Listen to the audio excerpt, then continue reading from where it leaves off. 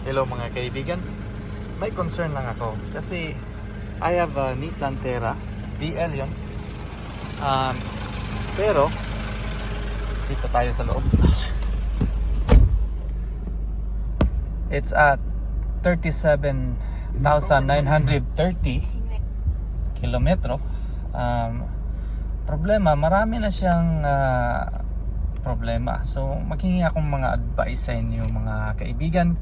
Kasi one is nawala yung nawala na yung ADAS ko.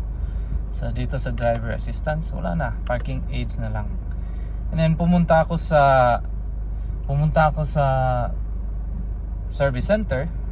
Sabi daw may mga nasira na daw ang ADAS ko, nag-malfunction.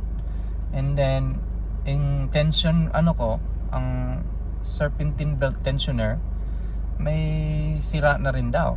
At saka yung I think sa steering ko kumakalog daw.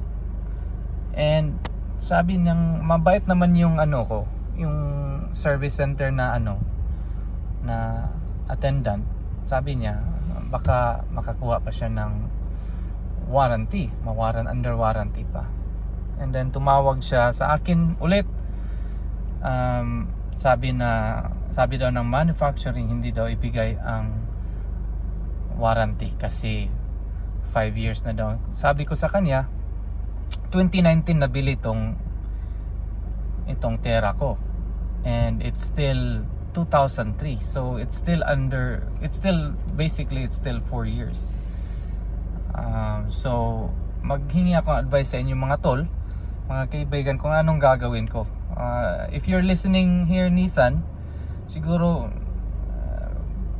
naman, kasi nakakahiya naman to sa product ninyo na tagal lang, 4 years lang ang tagal ng mga equipment nila nilagay ninyo dito sa Terra ninyo. 3 sira na. At least kung ako ang gagastos dito, aabot ng 60K. So please let me know mga kaibigan kung anong pwede kong gawin. Thank you so much. Bye bye.